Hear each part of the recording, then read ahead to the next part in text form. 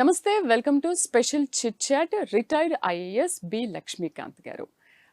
ఆయన 2 రాష్ట్రాల్లో కలెక్టర్‌గా వివిధ జిల్లాల్లో, వివిధ హోదాల్లో చాలా సర్వీస్ అందించారు. అండ్ అంతేకాకుండా Guinness book of world record and Oxford university నుంచి లైఫ్ టైమ్ అచీవ్‌మెంట్ అవార్డ్ కూడా తీసుకున్నారు. ఆయనతో మనం ఇవాళ మాట్లాడి చాలా విషయాలు తెలుసుకుందాం. మాట్లాడదామా? నమస్తే సార్. నమస్కారం. సార్, ఎందుకు ఐఏఎస్ అవ్వాలి అనుకున్నారు? చిన్నప్పటి నుంచి మీకు అదొక డ్రీమా? ఐఏఎస్ అనేది ఒక గోల్. హ్మ్. దీనికి చాలా ప్లాన్స్ ఉంటాయన్నమాట. If plan is failed, change the plan but not the goal. Hmm. If plan A is failed, we have 25 other alphabets. కాబట్టి ఒక దృఢ సంకల్పం ఐఏఎస్ ఆఫీసర్ కావాలి అనేది. దీనికి కెటలిటిక్ రోల్ ప్లే చేసింది మా పేరెంట్స్, ముఖ్యంగా మా father, mother, then family, then మా వైఫ్, చిల్డ్రన్, ఫ్రెండ్స్.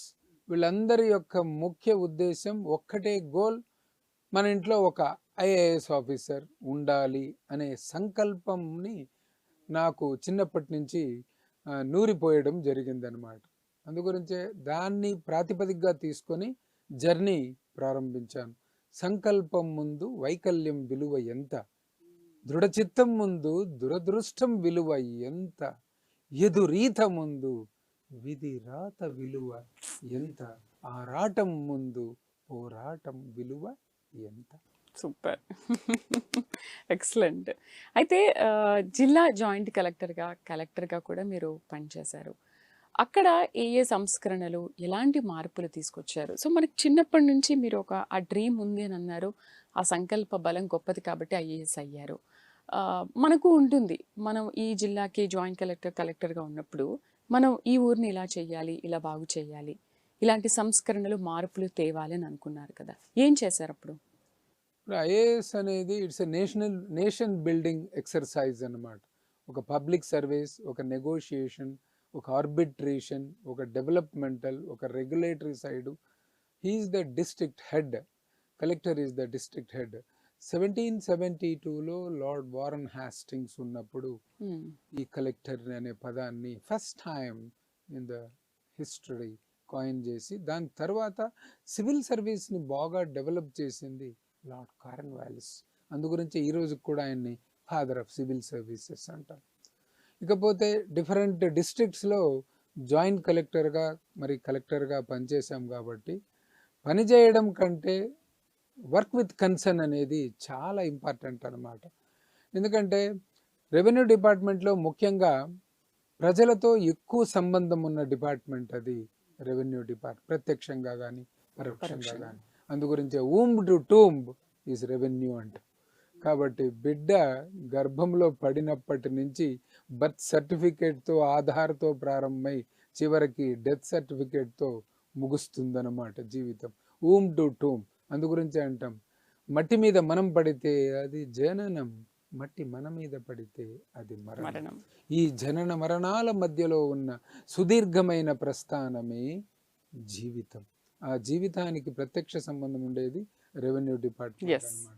కాబట్టి ముఖ్యంగా నేను జాయింట్ కలెక్టర్గా పనిచేసిన జిల్లాల్లో ప్రజలకు మెరుగైన సేవలు అందించాలి అనే ఉద్దేశంతో గ్రీవెన్స్ మీద, ముఖ్యంగా ప్రజా పరిష్కారాల దినోత్సవం పైన ప్రత్యేకమైన శ్రద్ధ పెట్టి, పరిష్కారాలకు అంటే ఆ విజ్ఞప్తులకు ఒక అక్నాలెడ్జ్మెంట్ ఇచ్చి, దాన్ని సంబంధిత ఆఫీసర్కు పంపించి, తదుపరి ఆఫీసర్ ఏం చేశారు అనే రిప్లైను కూడా తీసుకొని మళ్ళీ ఆ యొక్క పిటిషనర్కు అందజేసి అతని ఫీడ్బ్యాక్ తీసుకొని, అతనికి ఈ పరిష్కారంలో ఇంకా అసంతృప్తి ఉంటే నెక్స్ట్ అపీల్ కూడా ఎక్కడికి వెళ్ళొచ్చు అని చెబితేనే అది holistic way of grievance redressal అవుతుంది. ఎందుకంటే సెంట్రల్ గవర్నమెంట్ కూడా సిపి గ్రామ్స్ అని పెట్టారు. కాబట్టి ఈ centralised public grievance redressal and monitoring సిస్టంలో ఎక్సలెంట్గా ఈ యొక్క గ్రీవెన్స్ రిడ్రెసల్ అనేది జరుగుతుంది.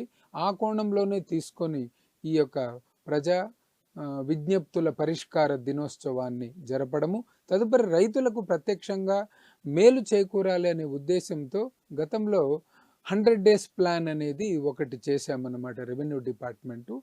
అంటే 100 డేస్లో ఎవ్రీ వీక్ ఒక సబ్జెక్ట్ మీద ఫోకస్డ్గా ఓకే. గ్రామానికి వెళ్ళి అక్కడ గ్రామ సభలు నిర్వహించి అక్కడికక్కడే తక్షణమే వీలైనన్ని పరిష్కరించాలి.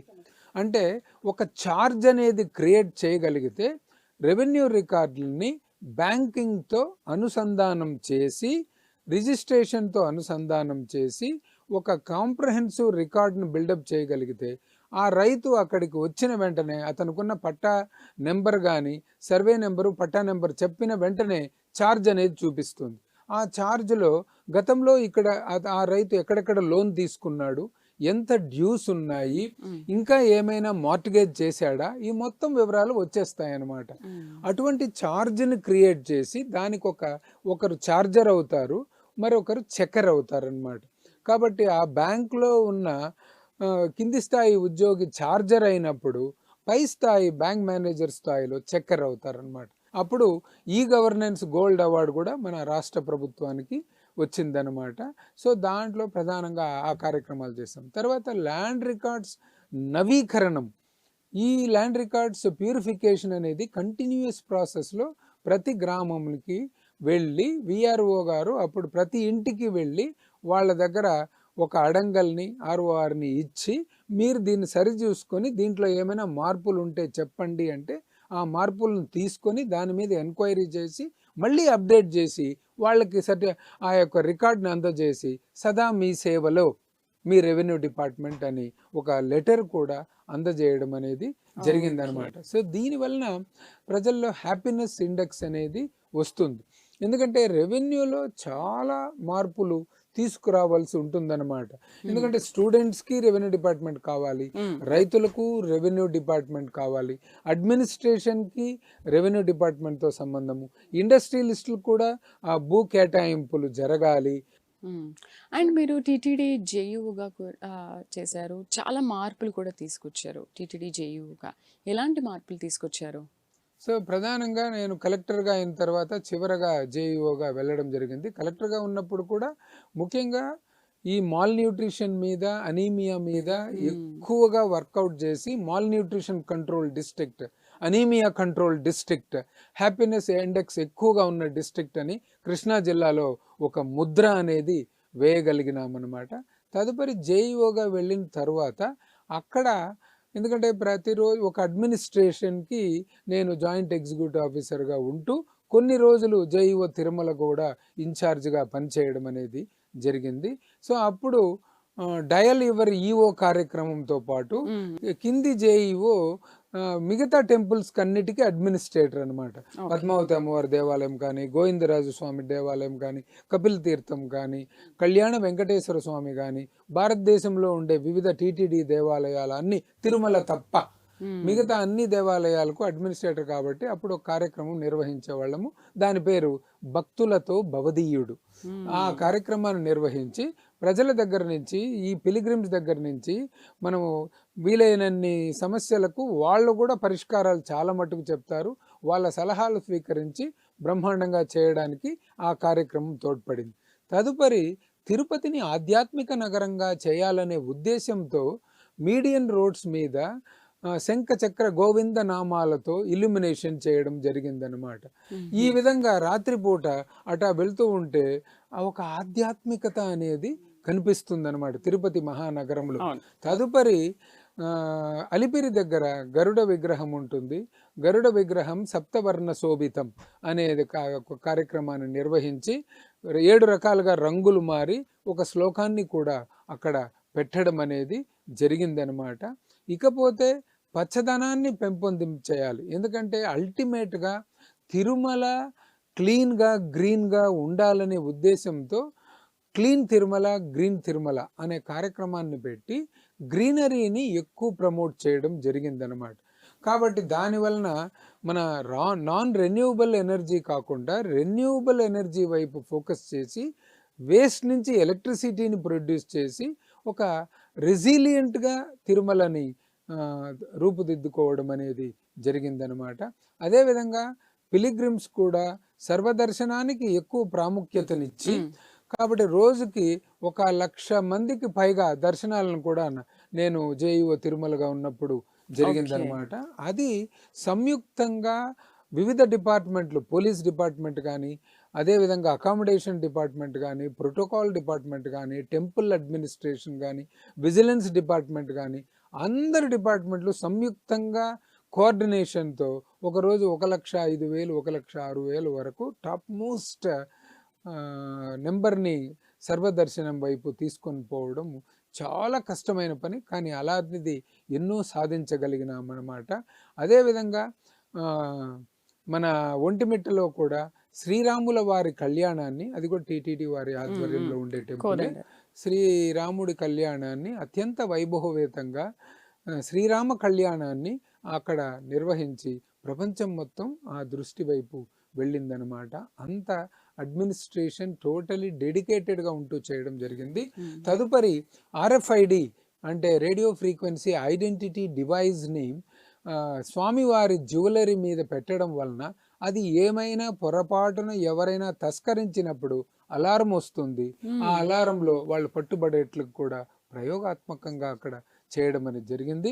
తదుపరి పద్మావతి అమ్మవారి టెంపుల్ పక్కనే పద్మావతి గార్డెన్స్లో ART ఆగ్మెంటెడ్ రియాలిటీ టెక్నాలజీ ద్వారా ఒక 31 ఫ్రేమ్స్ని తయారు చేసి మన QR కోడ్ను పెట్టి స్కానింగ్ చేసినప్పుడు అక్కడ పెయింటింగ్లో ఉన్న క్యారెక్టర్స్ మాట్లాడుతాయన్నమాట.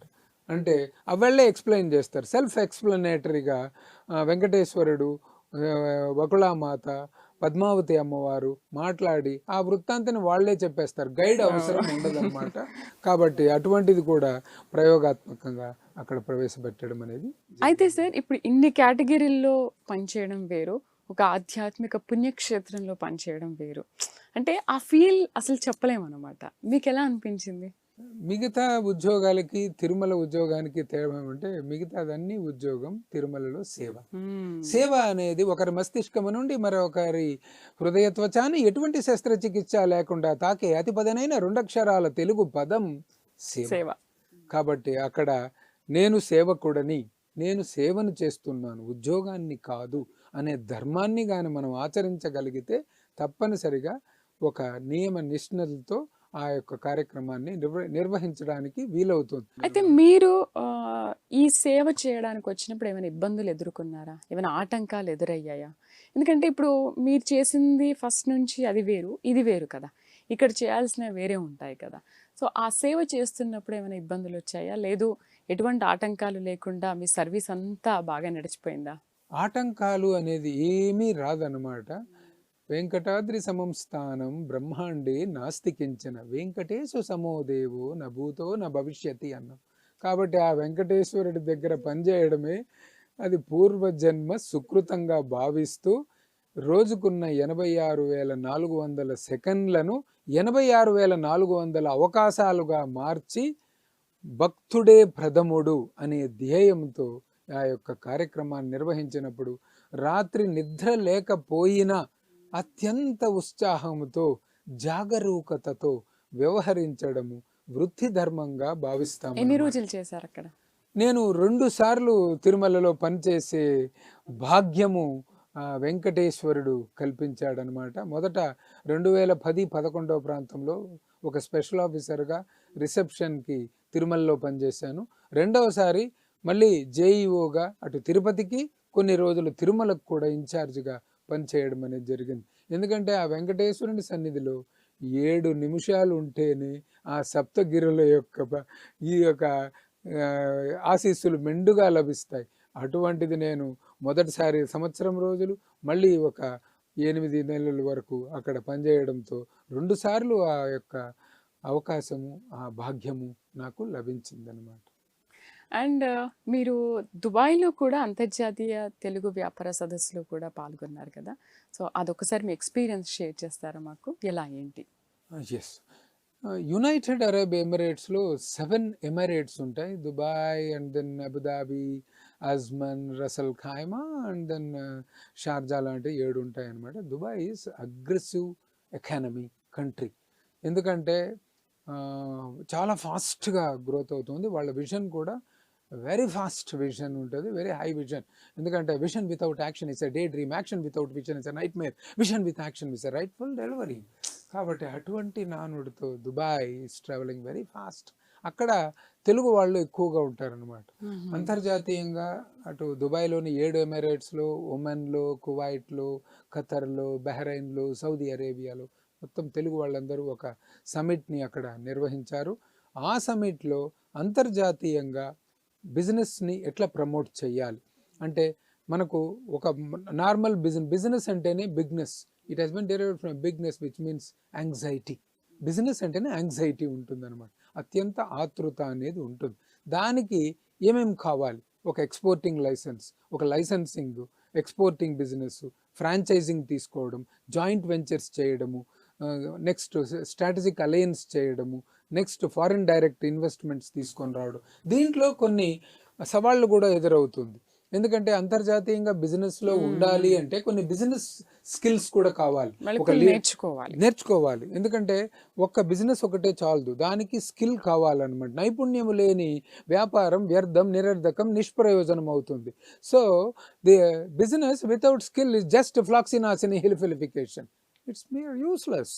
కాబట్టి ఏమి ఉండదన్నమాట. దానికి leadership skills, communication skills, problem solving skills, decision making skills, emotional intelligence, team work, then marketing, sales, customer satisfaction, delegation, adaptability, resilience, creative thinking, critical thinking, analytical reasoning, ఇన్ని స్కిల్స్ని 360 degrees తిప్పాలన్నమాట. అందుగురించి నైపుణ్యం అనేది చాలా ముఖ్యం. Skill is a gill which makes you full, otherwise you will become dull and nil, అట్లా అయిపోతుంది అన్నమాట. కాబట్టి అటువంటి నైపుణ్యాలతో కొన్ని సవాళ్ళు కూడా వస్తుంది. ముఖ్యంగా కల్చరల్ ప్రాబ్లమ్స్ వస్తుంది, లింగ్విస్టిక్ ప్రాబ్లమ్స్ వస్తుంది, లీగల్ ప్రాబ్లమ్స్ వస్తుంది, రెగ్యులేషన్ ప్రాబ్లమ్స్ వస్తుంది, పొలిటికల్ ఇన్స్టెబిలిటీ ఉంటుంది, ఫారిన్ ఎక్స్చేంజ్ రిస్క్స్ ఉంటాయన్నమాట, లాజిస్టిక్స్ ఉంటుంది, సప్లై చైన్ మేనేజ్మెంట్ రిస్క్స్ ఉంటాయన్నమాట. ఇటువంటిదన్నీ అధిగమిస్తేనే అప్పుడు ఎక్స్పోర్టింగ్ ఎక్కువ ఉండాలి, ఇంపోర్టింగ్ తక్కువ ఉండేట్లుగా ట్రేడ్ని కానీ మనము బ్రహ్మాండంగా డెవలప్ చేయగలిగితే అంతర్జాతీయంగా he will be the successful business entrepreneur అవుతాడనమాట. అల్టిమేట్లీ బిజినెస్ మెన్ కావాల్సింది ఏమి అంటే, మిగతా అన్ని చోట్ల మనము ఒక వ్యాపార ధర్మాన్ని కానీ, మిగతా వృత్తి ధర్మాన్ని కానీ, లేదు ఒక మానవ ధర్మాన్ని నెరవేర్చేటప్పుడు మనకు తల్లిదండ్రులు, దైవము, గురువు ఇలాంటి వాళ్ళు వస్తారనమాట. కానీ బిజినెస్ వాడు చేసేటప్పుడు మాత్రం profit analysis and cash flow చాలా ఇంపార్టెంట్. అందుగురించే అంటాం బిజినెస్ వాడికి కావాల్సిన ఏకైక సూత్రం cash flow is more important than your family or mother. అది గుర్తుపెట్టుకోవాలి. కాబట్టి క్యాష్ ఫ్లో మీదనే ఎక్కువగా ఫోకస్ చేయాలి. దానికి supply, input, process, output, customer, SIPOC అనే ఒక విజిబుల్ టూల్ని ప్రమోట్ చేయగలగాలి. 60% బిజినెస్ డైనమిక్స్, 20% ప్లానింగ్, 20% స్ట్రాటజైజేషన్తో బిజినెస్ని ప్రమోట్ చేసి డిమాండ్ బేస్డ్ సప్లై కానీ ఇవ్వగలిగితే ultimately it gives fantastic, unbeatable, inimitable, impeccable result create చేస్తుంది. అసలు ఇవన్నీ ఎలా నేర్చుకున్నారు సార్? మీరేమో చేసింది ఐఏఎస్, అంటే ఐఏఎస్లో కూడా చాలా కేటగిరీస్లో మీరు వర్క్ చేశారు, చాలా జిల్లాల్లో, అండ్ ఎన్నో అచీవ్మెంట్స్ కూడా తీసుకున్నారు.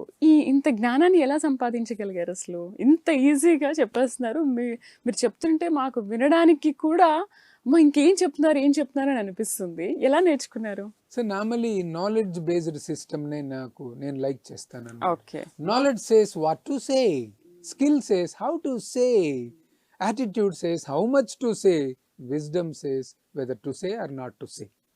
Idi wisdom. There are 3 types of personalities in the world: a normal person, a clever person, and a wise person.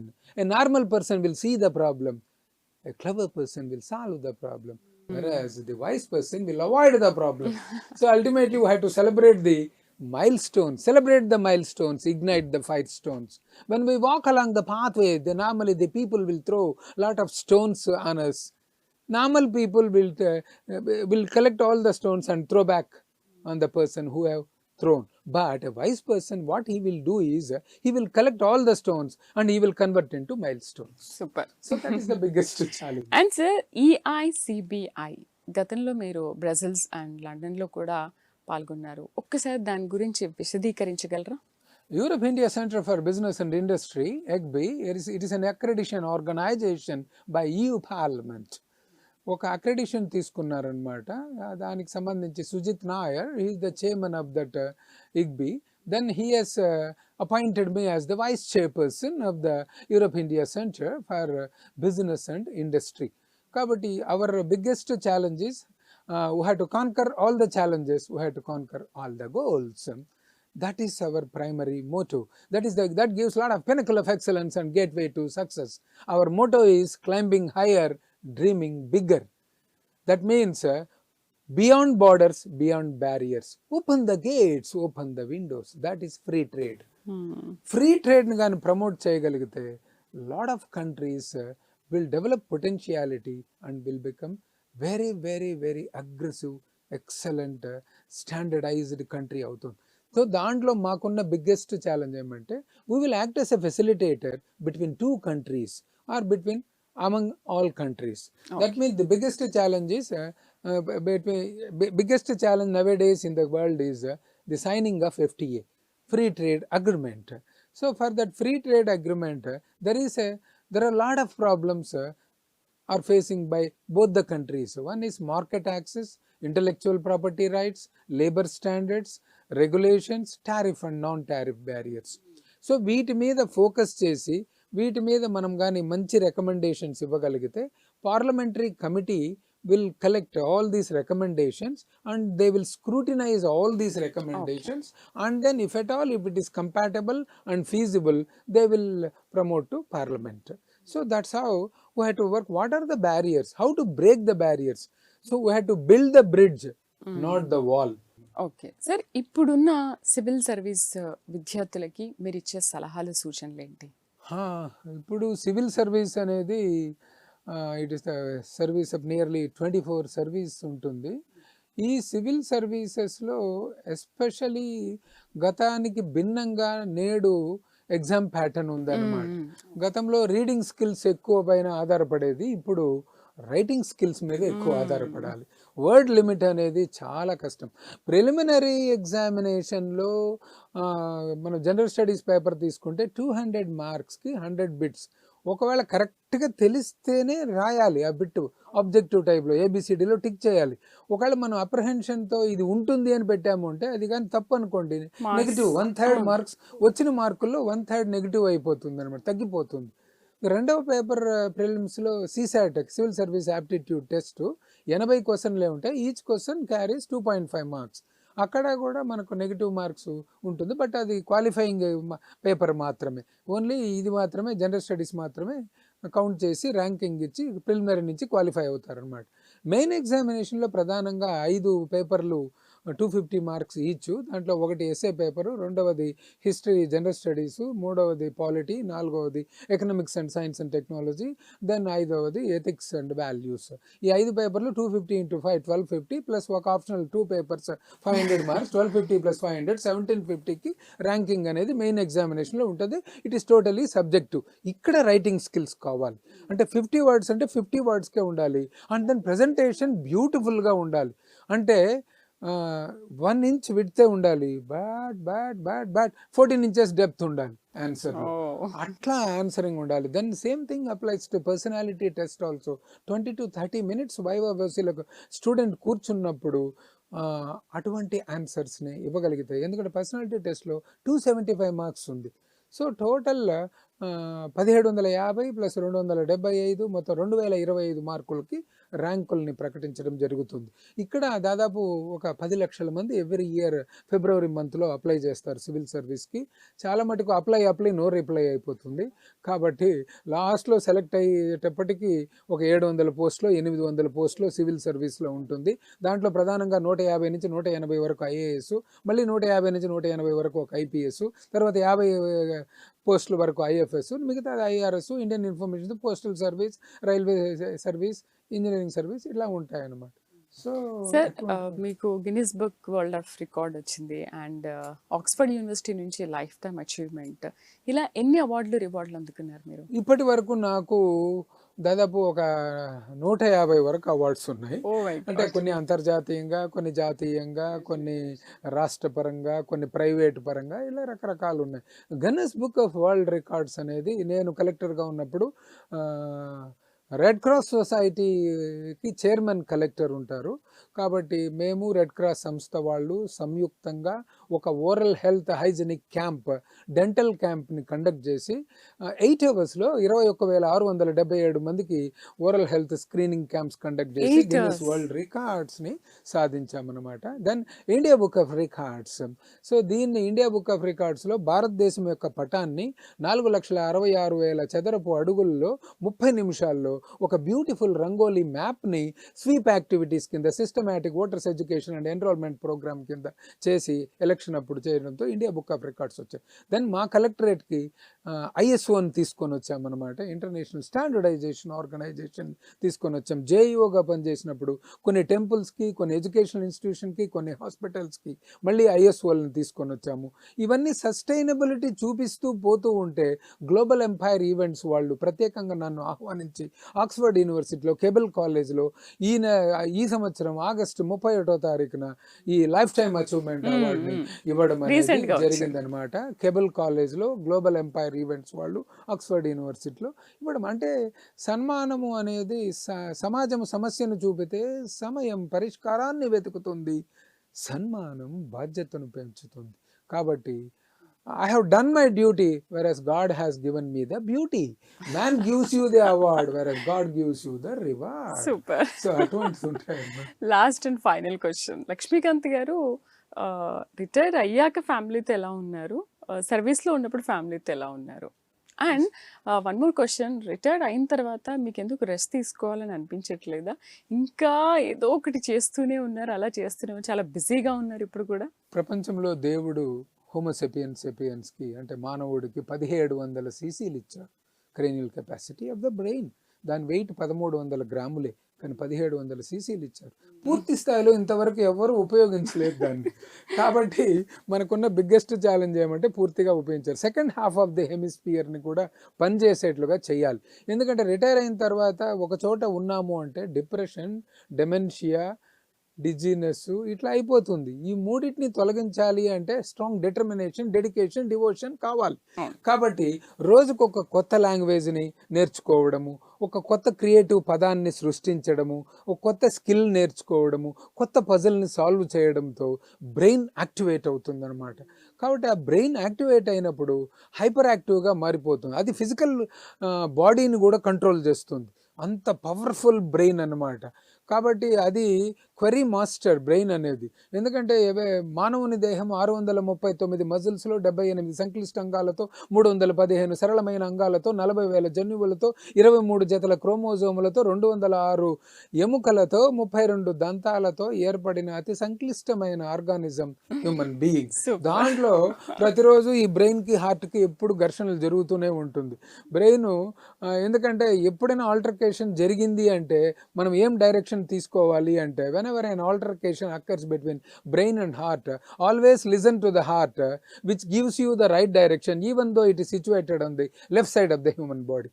కాబట్టి ఎప్పుడు హార్ట్నే వినాలి, బట్ బ్రెయిన్ చెప్పింది కూడా మనం చేయగలిగితే బ్రహ్మాండంగా ఉంటుంది. కాబట్టి నేను అలా జర్నీని ప్రారంభించాము. ఇంటర్నేషనల్ ప్లాట్ఫామ్స్ చాలా మటుకు ఆహ్వానిస్తున్నాయి. కాబట్టి విజ్ఞానానికి ఆకాశమే హద్దు అనే దాన్ని ప్రూవ్ చేయాలనే ఉద్దేశంతోనే అలల ప్రయాణం తీరం వరకే, కలల ప్రయాణం మెలకువ వరకే. కానీ విరోచితమైన వ్యక్తి యొక్క ప్రయాణం ఆకాశపు అంచు వరకే, దాన్ని చేరాలన్నమాట. కాబట్టి అది మనము విజ్ఞానంతోనే సాధించగలం. కాబట్టి మనకున్న విజ్ఞానాన్ని యూజర్ లూజ్ థియరీకి వాడుకుంటున్నాను. వాడాలి. నేను ఏదైతే సొసైటీ నుంచి తీసుకున్నానో మళ్ళీ ఆ సొసైటీకి ఇచ్చి వెళ్ళిపోవాలే, కానీ అది ఇవ్వకుండా నేను వెళితే ఒక సామాజిక నేరస్తుడుగానే మిగిలిపోతాను. Super, excellent sir. అసలు మీరు not only IAS lecturer, professor, adviser, mentor, doctor, అమ్మమ్మమ్మ ఇంకా చాలా బిరుదులు మీకు ఇచ్చేయచ్చు. Thank you very much. మీ వాల్యుబుల్ టైంని మాకు స్పెండ్ చేశారు, చాలా మంచి విషయాలు చెప్పారు. అండ్ ఇప్పుడున్న సివిల్ సర్వీస్ తీసుకోవాలి, సివిల్ సర్వీస్లో ఉండాలనే విద్యార్థులకి చాలా మంచి మెళకువలు కూడా చెప్పారు. అండ్ అంతర్జాతీయ స్థాయిలో వ్యాపారం చేయాలి అంటే కూడా ఎలాంటి మెళకువలు నేర్చుకోవాలనే విషయాన్ని చాలా చక్కగా వివరించారు. Thank you very much sir. Thank you very much. నమస్కారం. సో చూశారు కదా, రిటైర్డ్ IAS లక్ష్మీకాంత్ గారితో చిట్ చాట్. నమస్తే.